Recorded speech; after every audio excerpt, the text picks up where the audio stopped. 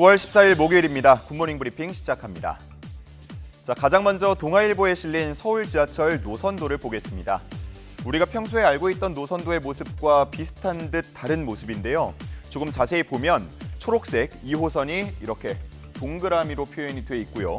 그리고 환승역은 기존의 태극 문양이 아닌 그 역을 지나는 노선의 상징색들을 마치 신호등처럼 표현해 뒀습니다. 1980년대 4개 노선에서 출발해서 현재 23개 노선까지 늘어나는 동안 노선도는 처음 만든 형태에서 하나씩 얹어가는 식으로만 수정해 왔는데요. 앞으로 10개 노선 그리고 GTX 등이 신설될 예정이다 보니까 더욱 쉽고 빠르게 확인할 수 있는 새로운 디자인이 필요하다고 본 겁니다. 서울시가 실제 20, 30대 내 외국인을 대상으로 실험을 진행해 봤더니 역을 찾는 데 소요되는 시간이 최대 55%가량, 또 환승역에서의 길찾기 시간은 69%가량 단축됐다고 합니다.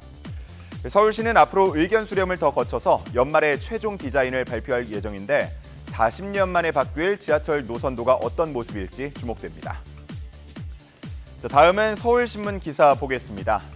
무병장수를 원한다면 취미활동 하세요 라는 제목이죠. 영국과 일본, 벨기에 공동연구팀이 16개 나라 고령층을 대상으로 조사를 진행해봤습니다. 그랬더니 취미활동을 하는 사람이 하지 않는 사람보다 신체적, 정신적으로 더 건강한 것으로 나타났습니다. 여기서 말하는 취미는 거창한 것이 아니고요. 여가 시간에 즐거움을 느낄 수 있는 행위 정도. 이런 시간을 갖는다면 삶의 만족도와 행복감이 올라가고 우울 증상은 낮출 수 있다고 합니다. 또 다른 연구도 있습니다. 중국, 영국, 호주 공동 연구팀이 건강한 생활 습관이 우울증 예방에 도움이 된다는 연구 결과를 내놨는데요. 그 핵심 요인으로는 7가지 습관을 꼽았습니다. 금연, 절주, 과일과 채소 중심의 식단, 규칙적인 신체 활동, 숙면, 사회적 관계 유지, 지나친 좌식 생활 피하기입니다. 어찌 보면 이거 너무 당연한 얘기 아니야? 싶을 수도 있는 결과이지만 다양한 국가와 문화적 환경에서 공통적으로 나타난 결과라는 데 의의가 있겠습니다. 그리고 다음 기사를 보면요. 이 당연하게 들리는 이 이야기가 왜 기사로까지 쓰여졌나 알 수 있겠습니다. 다음은 경향신문 기사입니다. 경향신문에는 우리나라 노년층의 삶을 엿볼 수 있는 기사가 이렇게 실려 있습니다. 황혼, 손주 돌보며 삽니다 라는 제목이죠. 한 카드사의 데이터를 봤더니 60대 이상이 키즈 카페와 소아과, 또 학원 등에서 다른 연령대 평균보다 더 많은 금액을 지출하고 있는 것으로 나타났습니다. 게다가 작년에 비해서 키즈 카페나 소아과는 50% 이상, 학원은 27%, 아동복은 7% 등 육아 관련 소비가 크게 늘어난 점도 확인할 수 있었습니다. 고물가 시대에 맞벌이를 하는 부모 세대가 많아지면서 황혼 육아가 늘고 있는 걸로 보이는데요. 그래서 요즘에는 학부모가 아닌 학조부모, 할머니와 엄마를 더한 할마, 할아버지와 아빠를 더한 할빠 등의 신조어까지 등장하고 있습니다. 물론 육아가 취미다라고 말하는 분도 있을 수 있겠지만 이렇게 은퇴 이후에도 육아에서 벗어나지 못하는 우리나라 고령층의 모습을 보면서 건강한 취미 생활과 생활 습관이 무병장수의 비결이라는 앞서 본 기사의 의미가 또 새롭게 다가옵니다.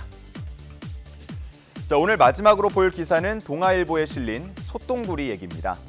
말똥이나 소똥을 먹이로 삼고 그 안에 알을 낳아서 번식하는 소똥구리는 한때는 한반도 어디에서나 볼 수 있는 종이었지만 도시가 개발되고 가축도 방목 대신에 공장형 축사 안에서 길러지게 되면서 점점 모습을 감췄습니다. 마지막으로 공식 관찰된 건 1969년 8월 서울 강북구 수유동에서였는데요. 50여 년간 사실상 멸종 상태였던 소똥구리 복원을 위해서 멸종위기종 복원센터가 나섰습니다.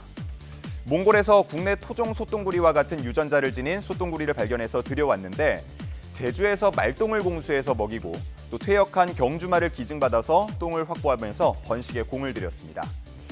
이러한 노력 끝에 830마리로 시작해서 현재는 1,300여 마리까지 늘어났다고 하는데요. 이 중에 200마리 정도를 어제 자연 방사했습니다. 이 방사의 성공 여부는 소똥구리가 동면을 마치고 깨어나는 내년 4월 말쯤 확인할 수 있을 것 같습니다. 센터 측 관계자는 개체 수가 1,000마리 정도까지 늘어나면 정착에 성공한 것으로 볼 수 있다면서 기대감을 내비쳤습니다. 9월 14일 아침 신문 살펴봤습니다. 지금까지 굿모닝 브리핑이었습니다.